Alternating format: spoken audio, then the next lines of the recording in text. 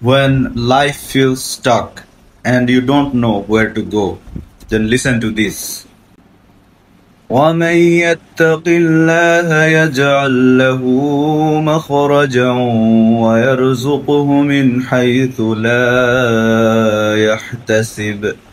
Whoever fears Allah, He will make them a way out. He will make for them a way out and provide them from where they do not expect. So many of us feel trapped by problems, money, exams, relationships. But Allah promises, if you live with taqwa, fear of Allah, God consciousness, help will come from places you never imagined. Let this be your reminder today. Reflect on this ayat, remember and recite. And the ayat is Surah At-Talaq, verse 2 to 3.